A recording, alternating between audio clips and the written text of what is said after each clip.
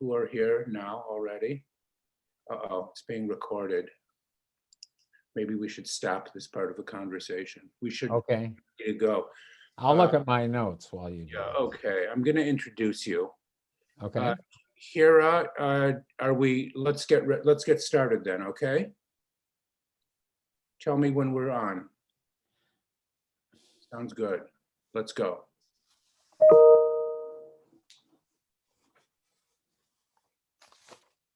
We're on?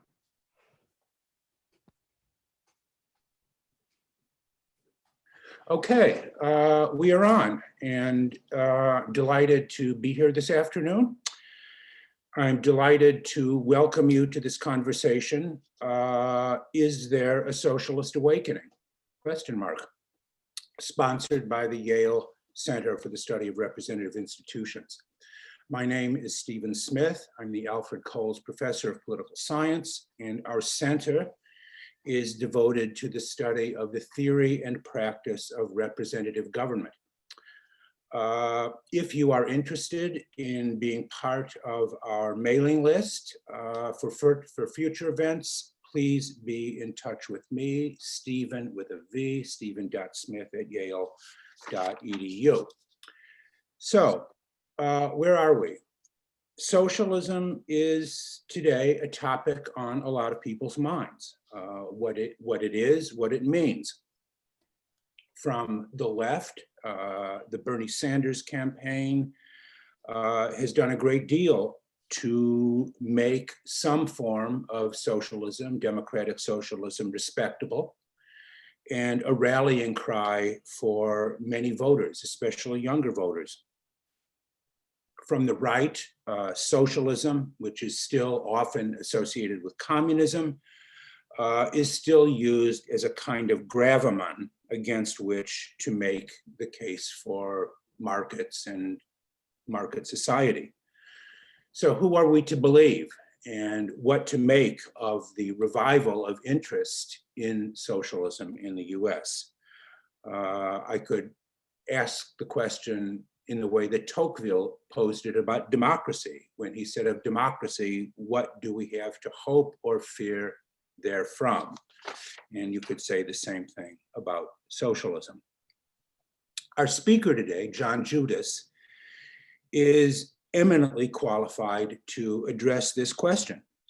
Mr. Judis is the editor-at-large of Talking Points Memo.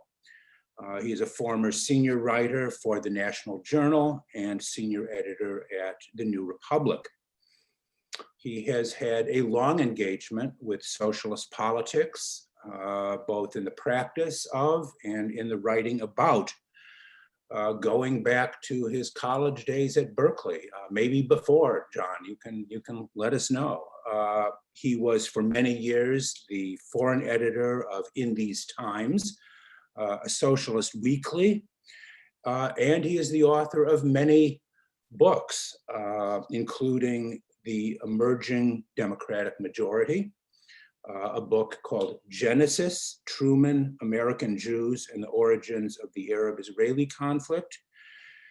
And he is the author of a trilogy of books dealing with three of the most potent ideologies of our time: nationalism, populism, and now socialism, that will be coming out together as a single volume.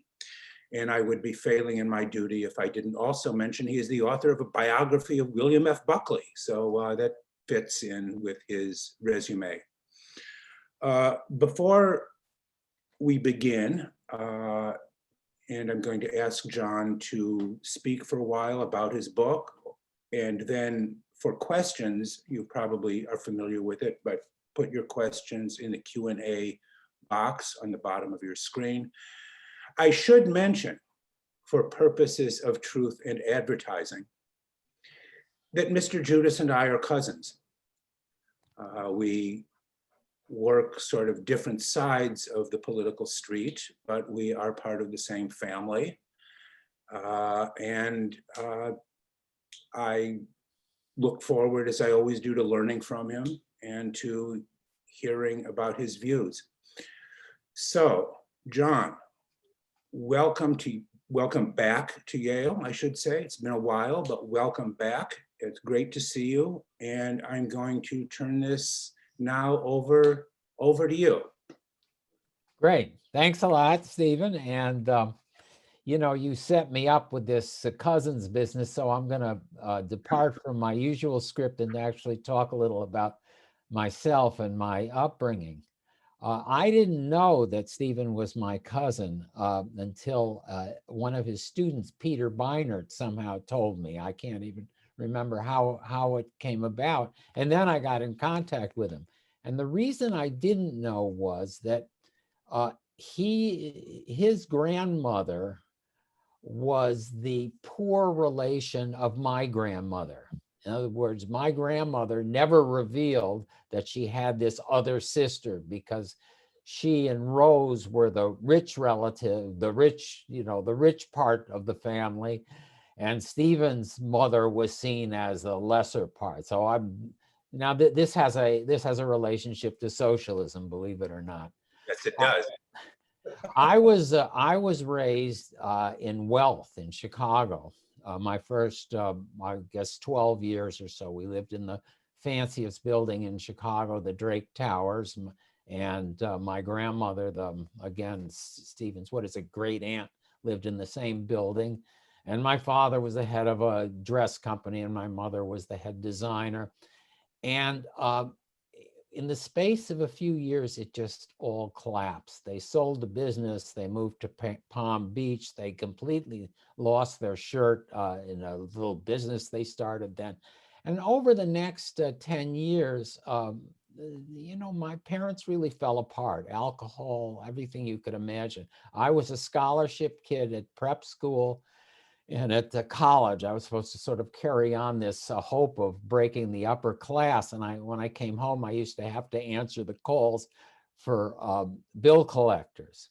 Now, I say all this because I never quite put this together, but later in life, I realized that that's one of the reasons that I ended up in the 60s becoming a socialist, because in a very direct way, I had an experience with the vicissitudes of free market capitalism and what it can do to people.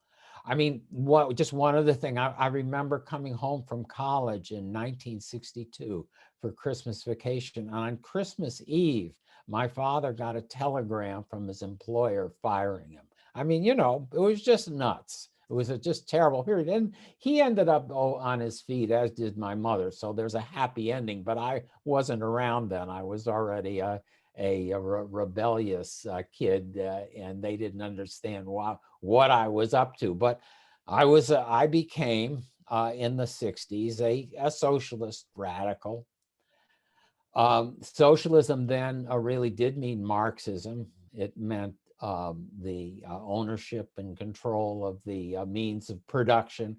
It was, it was a kind of shorthand. It was the Soviet Union plus democracy. I mean, we all understood that the Soviet Union wasn't a desirable place, but if you sort of put together central planning and democracy, elections, and, unions that were really unions, then you'd have something called socialism.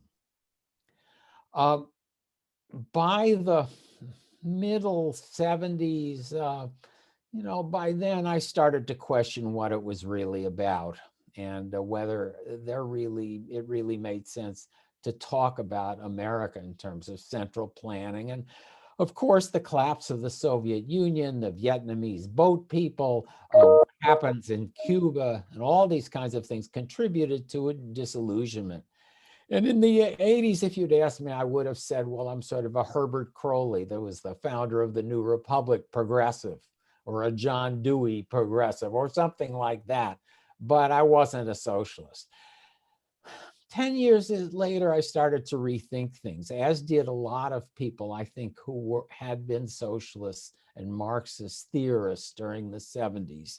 And even going back to the 60s. Eric Wright is a name, Stephen Cohn from Oxford, a lot of these people. And what we started to think about was that contrary to Marx's idea that you'd have these stages of history marching one after the other, feudalism, capitalism, and then there would be a complete break and you'd have something called socialism that was completely different. What could be happening was that within capitalism itself, just as happened within feudalism where capitalism started, you could have elements of socialism starting to spring up. That is to say, parts of the society where the public had a tremendous amount of power rather than the private sector, where government intervened in the market, where labor had more power. So again, I think this idea started to sprout theoretically in the 90s of socialism within capitalism. So leave it there. It was just a theoretical idea. I didn't write, I wrote a few things about it when people would say that socialism was dead. But then, my God, and then, 2010s, first you start to see in these opinion polls where 18 to 29-year-olds, 50% think that socialism is better than capitalism. And then Bernie Sanders. Bernie Sanders is exactly the same age as I am and had a very similar experience in many ways.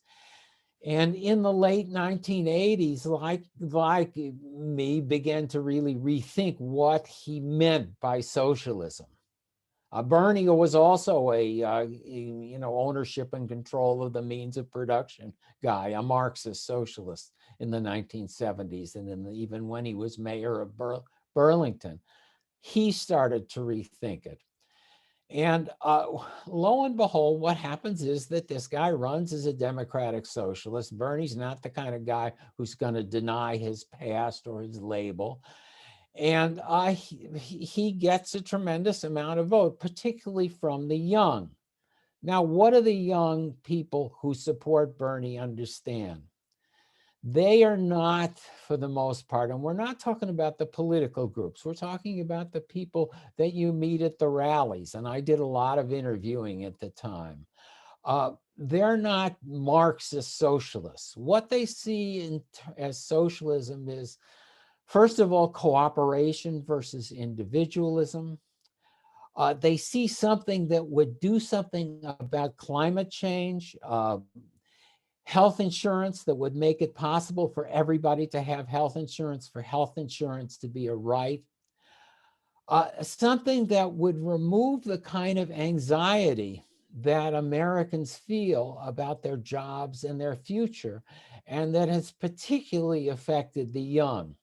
I have a story that I tell a lot when I talk about my own ideas and why I think socialism is important, about a friend I have in Denmark who's a journalist and who lost his job for various odd reasons when he was 60 years old. He had a family of three daughters growing up who were high school and junior high. His wife made a good living as an executive for a defense company there, but she gets terminal lung cancer. She no longer can work, enormous health bills. He doesn't have a job.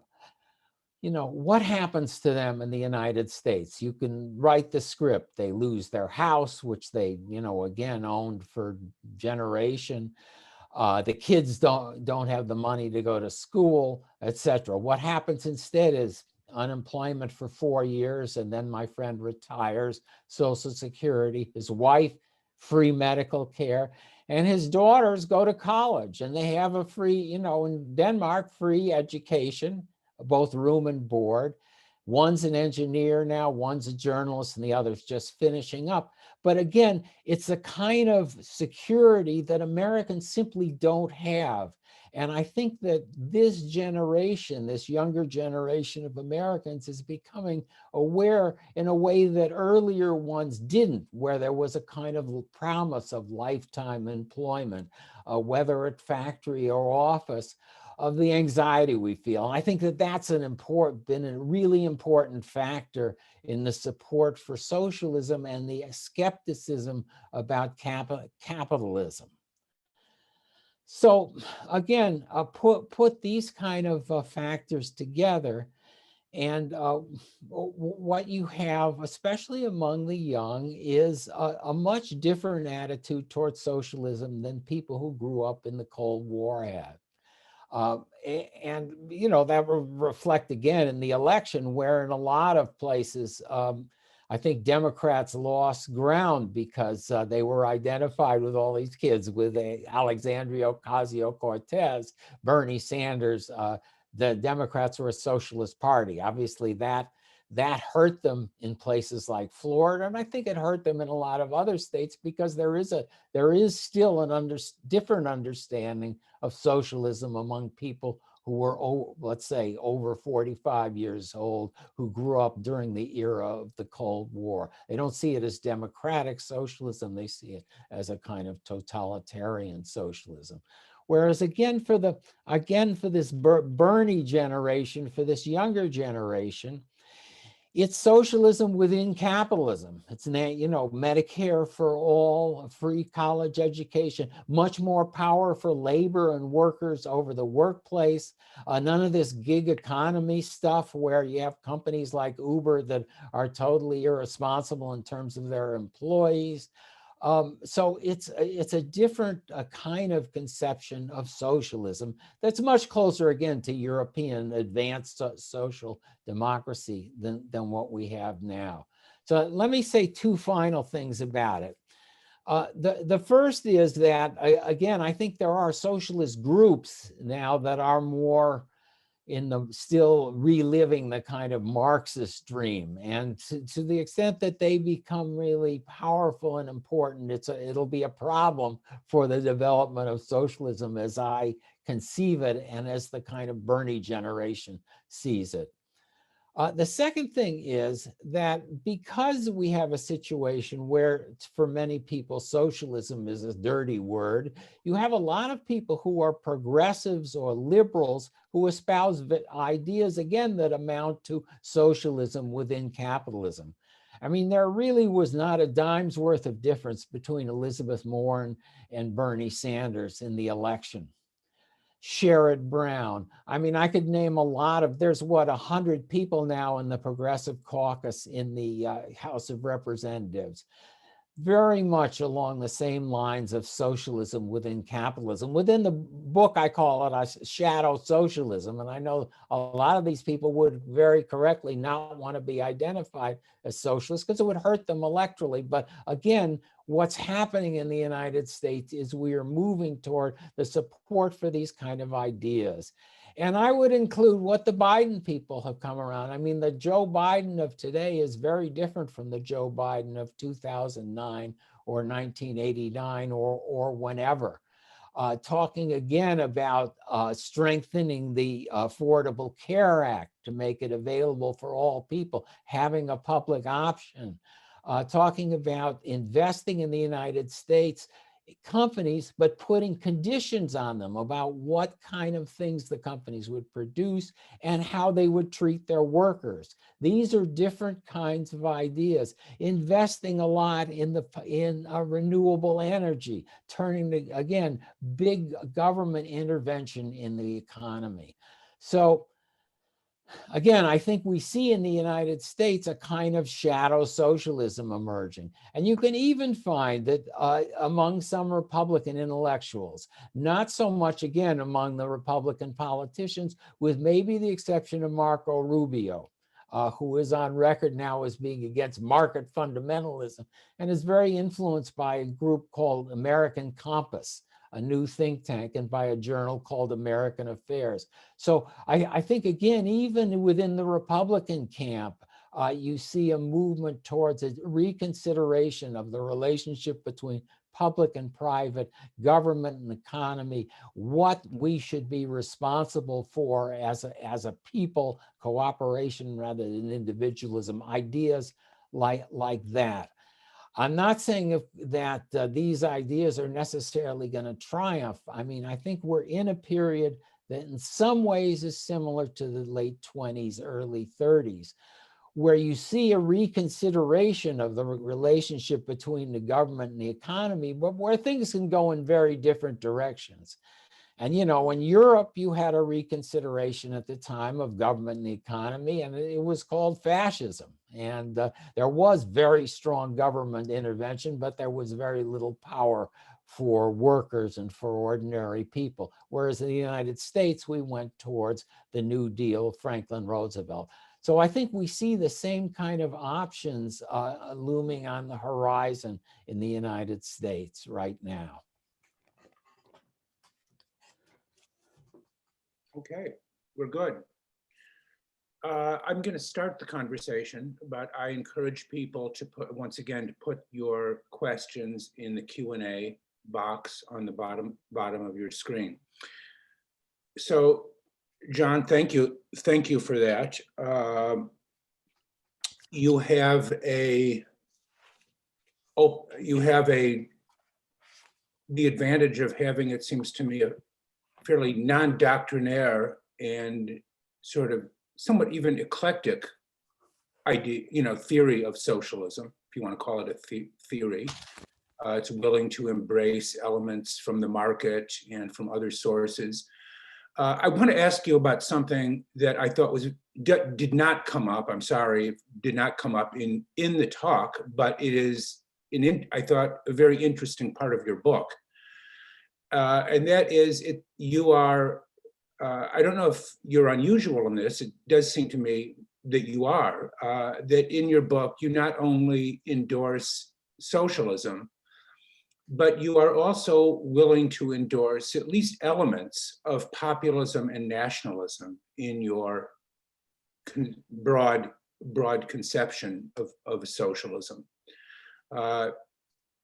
Officially, at least in the Marxist theory of socialism, nationalism is anathema.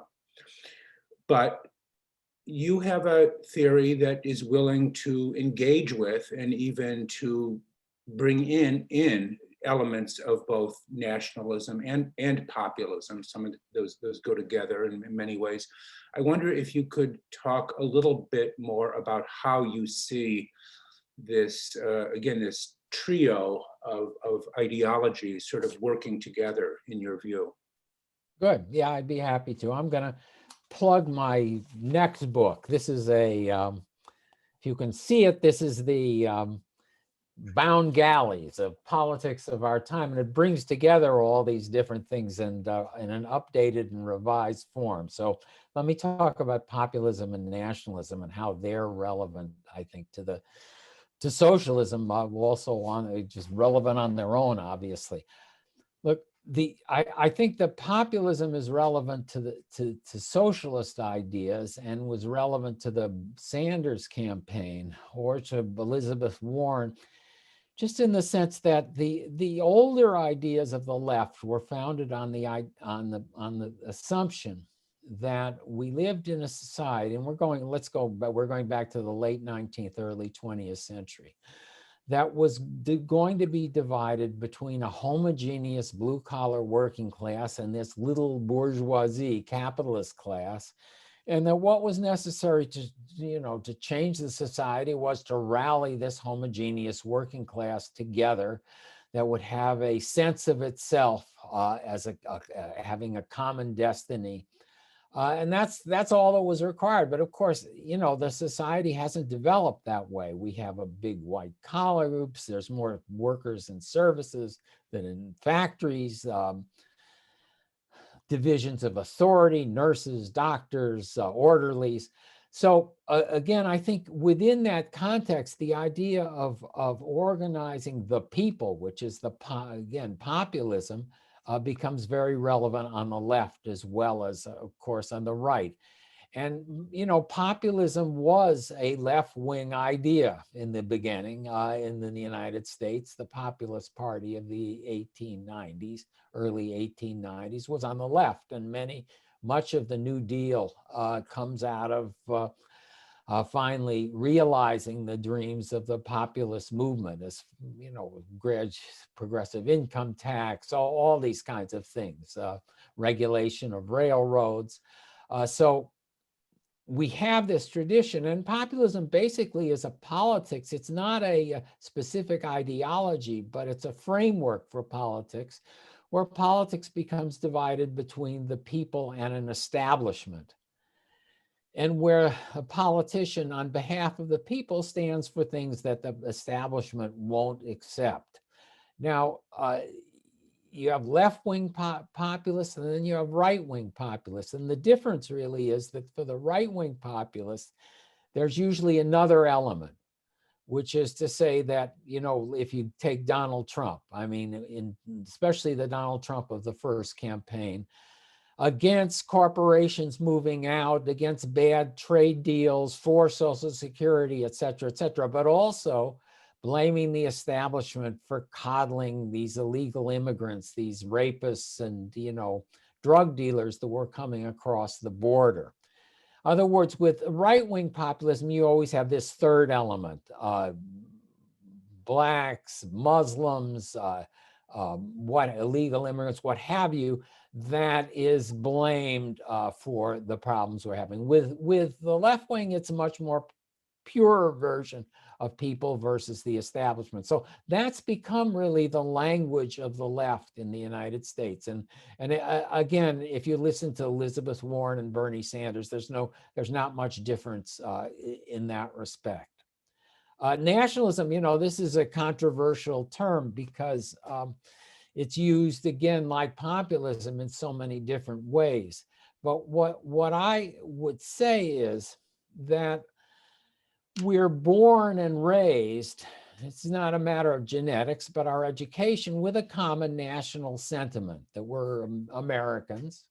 We celebrate holidays, we have a flag, we have monuments, again, which it's good to mention these days because everything like that is being contested.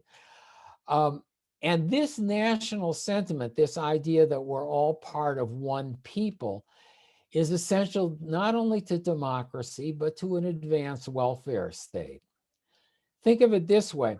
When you pay taxes, you have to be willing, you have to accept the fact that your taxes are not only going to go to pay, let's say, for schools in your community, or for your Social Security, or for your unemployment compensation if you lose your job. But they're also going to pay for somebody, out of a job in Reno, Nevada, who you'll never meet and who you have no idea who that person is. And if people lose that sense of being one people, then the welfare state, then the idea of government helping people starts to fall apart. And we have a lot of the situation that we've had over the last 10, 20, 30, 40 years, really beginning with Ronald Reagan and the idea that welfare was for welfare queens, welfare reform, and so on and so on, culminating again in the idea in Trump's ideas.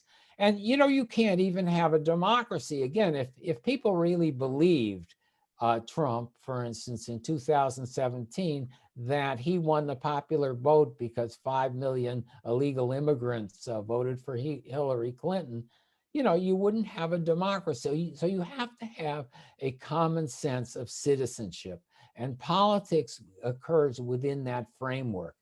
And to the extent that it's undermined, either by the left or the right, if people say, well, we should just, we need to care as much about somebody overseas as about our neighbors or about somebody else. It's bad to think of yourself as an American or as an English person. Then you're going to be in trouble. I think that was a lot of the problems that Jeremy Corbyn experienced in Great Britain, where his party itself projected a contempt for his own country. And Keir Starmer, one of the first things he's done is to try to restore Labour's identification, as again, the party of the UK, and as have people having some pride, whatever faults, in their own country. And so I think that that's an absolutely essential sentiment. And you can call it patriotism if you want. For me, what I would say is that there are, again, benign and positive forms of nationalism, and then there's forms that are not benign, that are malignant, and and that's Trump's America First. or its versions again in France or Italy or what have you. Well, that's very useful to know. I mean, in some ways, it is reminiscent, to use an old expression that you'll be familiar with. It's sort of a recipe for socialism in one country, as they used to say. Yes, that's right.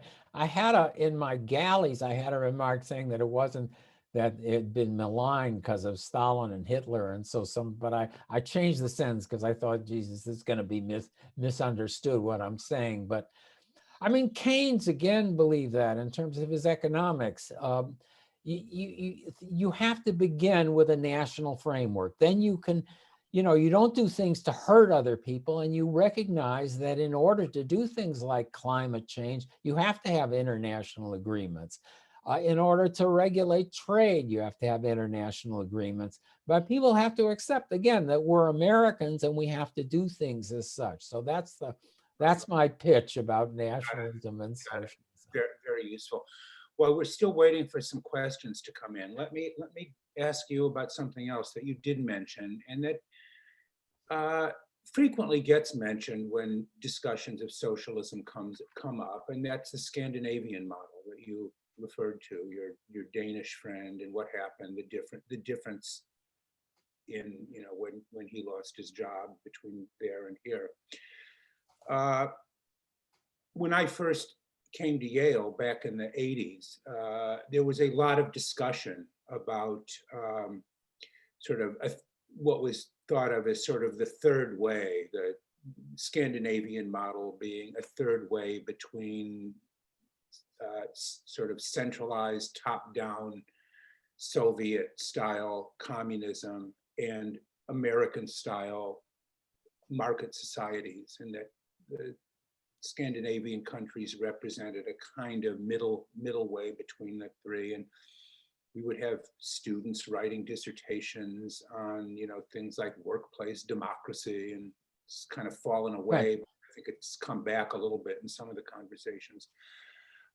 And I listened to those, but the vast differences, sociological differences, demographic differences between historical kinds of differences, religious differences between Scandinavia and the US seem to be almost, to me, in many ways, insuperable obstacles to using Denmark or Norway as models for American social policy. What do you think?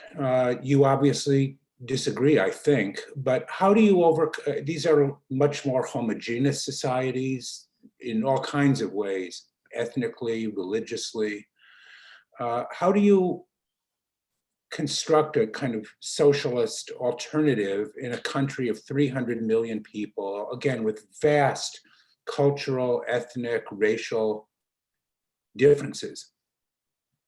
Well, I completely agree about the differences. And what I would say, though, is that there are certain aspects of what those societies do that we should try to emulate. And, an obvious area is healthcare, where we still have a pretty chaotic system. And where we've seen in the case of Social Security, for instance, that it is possible for a national government to organize and mobilize and run effectively that kind of system. So, there are a lot of things that we're not going to be able to do that they do, but there are things that we are going to be able to do, and that healthcare would be one of them. But a lot of things are going to be run by states, are going to be run by again, cooperation between companies, private companies, universities, all kinds of complexes that will have to be worked out in progress. But again, what I'm saying, I think, is that we have to move toward a society where we suffer from a lot less of that anxiety, and where we have a safety net, which at least begins to approach the kind of safety net that Europeans have.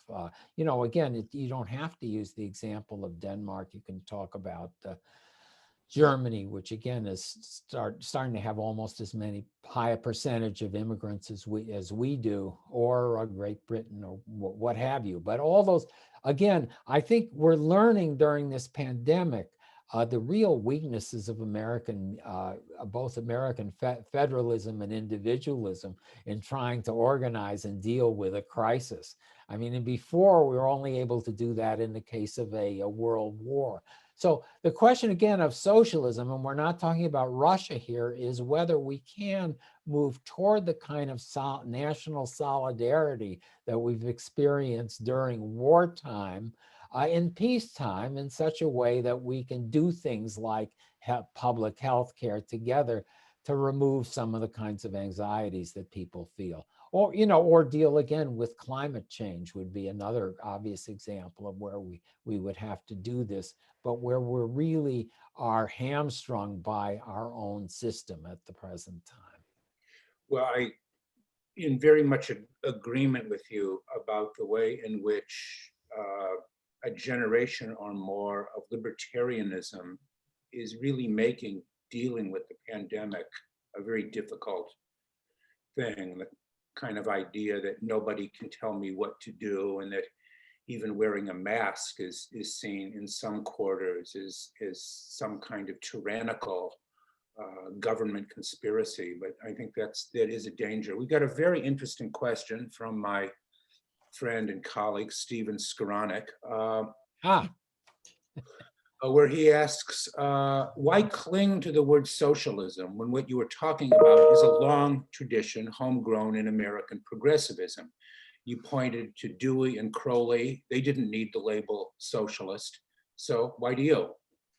I don't cling at all. I mean, I'm an old guy and I deserve my own labels, but it would be perfectly fine with me if the politics that I want and the program I want comes about and is not called socialism. And I think Bernie Sanders would say that also. But what struck me and what inspired the book was that for this whole generation, the term socialism is no longer a dirty word. And we might, in the next 20, 30 years, come to a situation where people are talking about socialism in a way that is no longer scary. Because it has a certain advantage in terms of the social versus individual. That's in terms of just its plain meaning, over terms like liberalism, progressivism, that are either vague or associated with different kinds of policy. So I'm not advocating that people become socialists. I'm remarking upon the fact that all these kids are thinking of themselves as socialists, what it means and what it could mean for our politics in the future. But again, as far as I'm concerned, if we have a kind of shadow socialism called progressivism, that's fine. I'm perfectly happy with that. Well, I can testify to the fact, just on some very, very informal data, that students at Yale, I hear far more frequently today, self-identify as socialist, a term I didn't hear for a long time on campus. So it does seem to have some currency, which brings me to another question that has come up on the chat box, which is this. Do you think, can the socialist movement in the US survive beyond or without Bernie Sanders? Can you see progressives like AOC carrying on the movement? Or do you think Sanders is somehow the central figure in it? Well, I think that Bernie and Eugene Debs are the two main figures in the history of American socialism, period. It'll be very hard to replace him. But again, you started to see this kind of strange phenomenon in opinion polls before Bernie Sanders ran for president. So within certain parts of the country, you are going to continue to see people becoming socialists. Whether it'll become a presidential politics, I have my doubts. I would be very surprised if we see another Bernie Sanders type candidacy as a viable democratic socialist in the next, let's say, 3 election cycles. The other thing I'll say about the socialism and young people and where it is popular is that it's got a cultural component to it that worries me. That almost, I would say, almost a cultish component to it, especially on the subjects of gender and race. Ideas, again, skepticism about whether genders exist. Ideas that, again, are very popular among some people, but anathema in a lot of the country, or just simply not understood. If you want to build a national majority, whether it's called socialism, progressivism, or liberalism, you have to, again, think of how to bring together the different parts of the country. And what we have in the United States now are cultural ideas that are very particular to these kind of post-industrial metro centers and to college towns, and that really seem very foreign to a lot of the country. So the question is, how are we going to, find the common ground between those two parts? And if you are on the left, or if you're a socialist, or if you're like myself who believes in liberty and equality, you want to look for that common ground, and you want to worry about aspects that seem very, very particular to certain cultural aspects. And, again, if you look at a socialist organization like Democratic Socialists of America, the main one right now, in my county, the chapter there is for defunding the police. Now, as far as I'm concerned, I've lived here for 40 years. The police are fine. I mean, I don't want to defund them. And, everybody I know would say that. But again, I think that they picked up this idea, again, out of the summer demonstrations and stuff like that. But it's become part of what it means to be socialist. So again, I worry about the cultural particularity of socialist ideas right now. Who would you say, I'm just curious, your book, is the first chapter gives us a kind of overview of different sort of theories of socialism. You mentioned, Sanders and Corbyn figure prominently as two recent or current voices for socialist movements in Britain and the US. But no one would say that Corbyn or Sanders are intellectuals really of socialism. Who would you think who's your favorite, or who gives the best theory of socialism as you understand it? You can say yourself, of course, but no, I'm a humble journalist. Who's kind of your pantheon? You've got a kind of pantheon of socialist theorists. Who would you include in it? Well, in my book, in the first chapter, I described this group of socialists that were beginning in the 90s. Most of them were ex-Marxists. Some of them belonged to some really crazy groups too, who began to reconsider the ideas of what socialism meant. One group would be the what did they call themselves? The I think the no bullshit Marxists, associated again with the Cone and the British, but also with a lot of people here. Eric Wright, the late Eric Wright, who recently died at the University of Wisconsin. Romer, I think, does he still teach at Yale? There's a bunch of people. There's a guy named Romer. Yeah, he's here. His office is directly next door to mine. Yeah, so that's right. Okay. So there are a bunch of people. My friend Fred Block. I have a bunch of people who were with me on Socialist Revolution way back when in the early 1970s. Peggy Summers at the University of Michigan.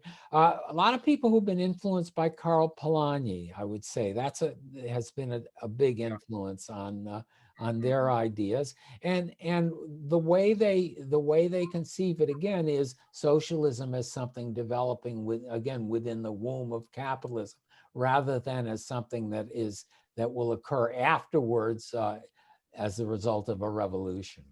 Okay, here's an interesting question from one of our postdocs, Brendan Shanahan.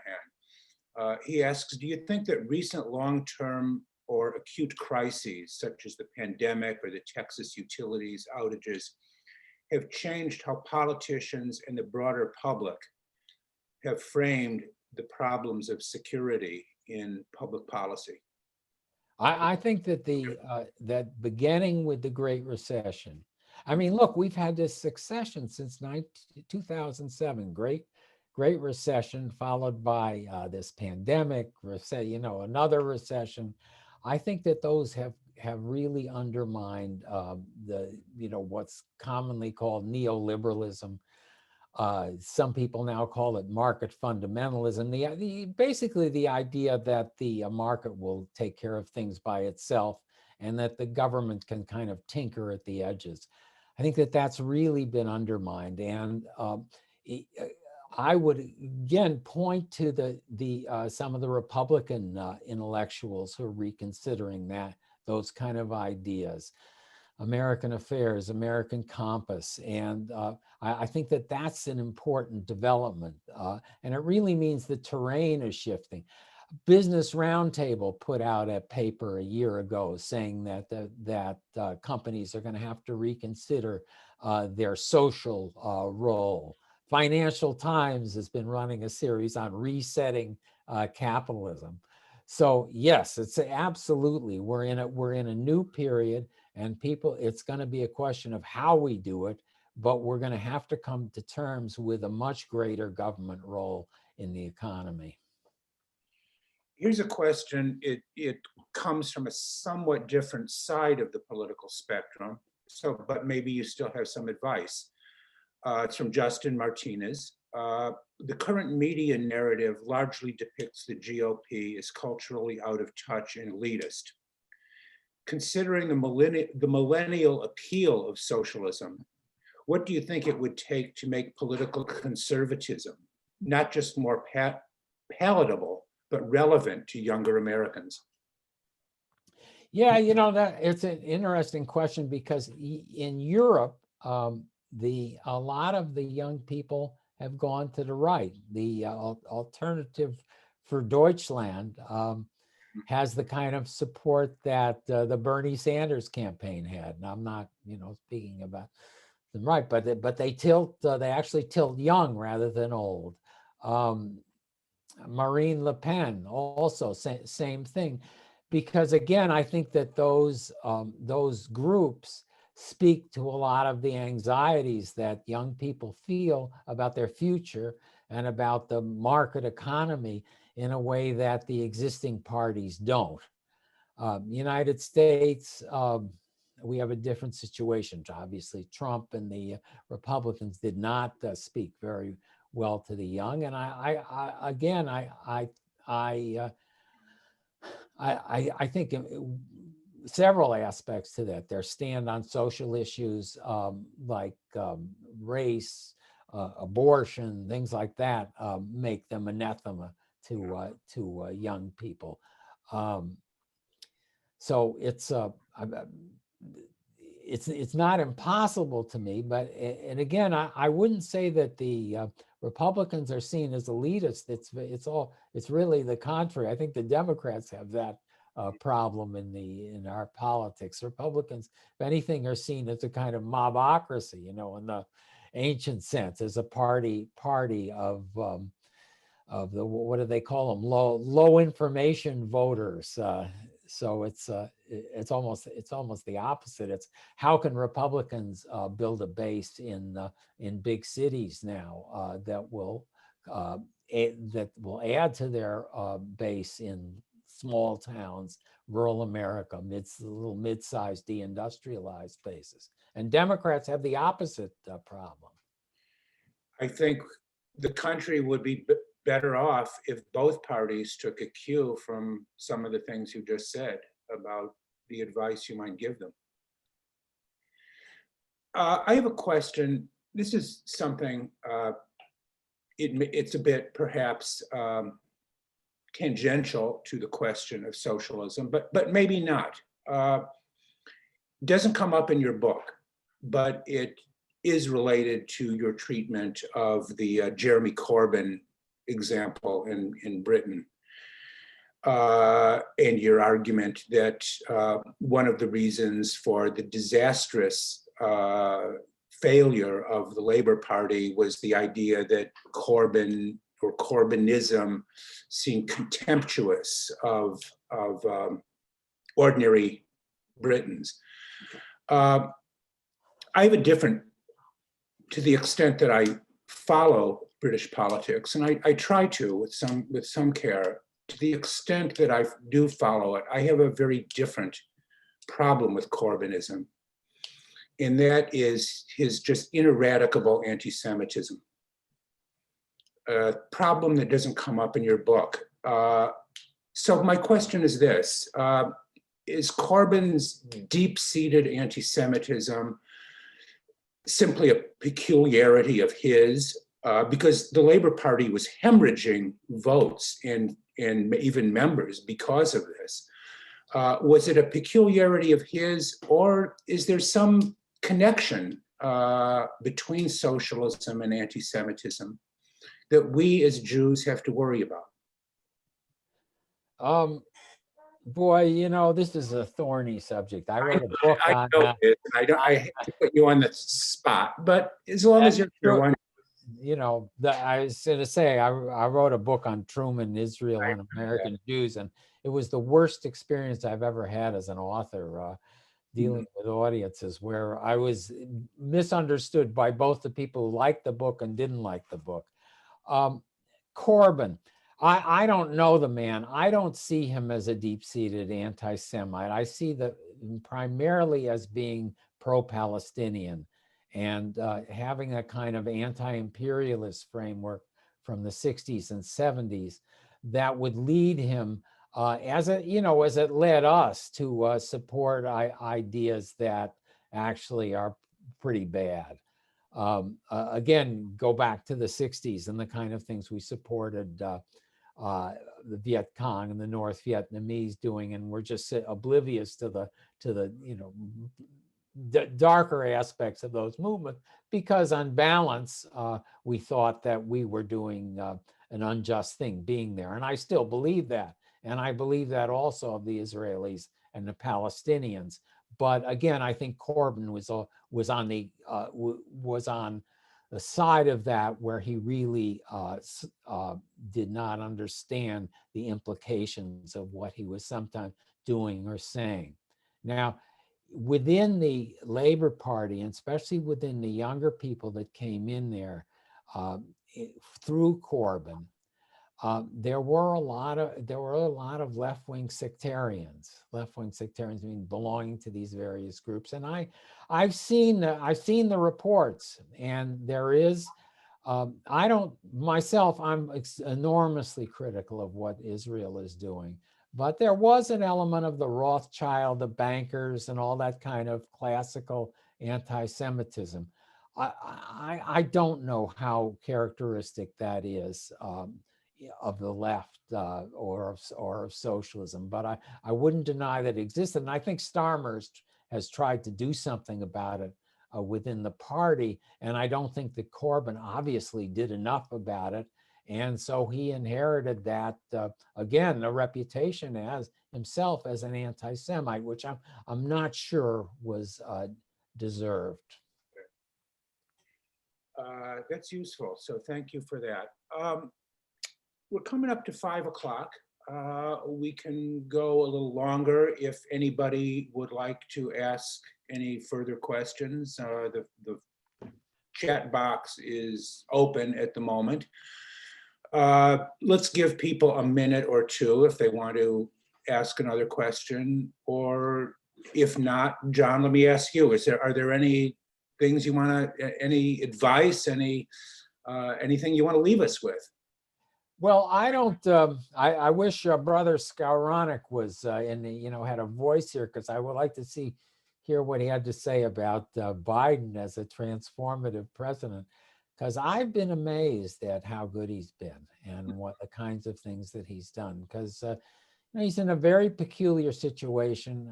They talk about, he second FDR and all this stuff, but FDR had this huge majority in Congress. He had a crippled Republican Party, a crippled business sector. So, I mean, he could do things.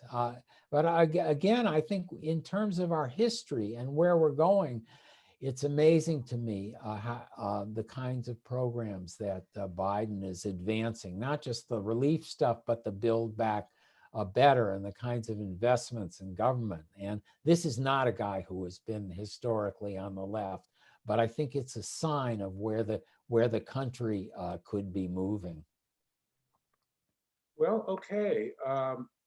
Seeing no further questions, I think you've given us some insights to Tocqueville's thought when he said, again, of democracy. His book was written to find out what we have to hope or fear therefrom. So, your listeners and readers can read you, listen to you, and come to their own conclusions. But John, my cousin, I'm glad you gave a little family history there. You came right. I won't reprise it. But thank you very much, and thank all of you in attendance for joining us today. It was a pleasure. My pleasure.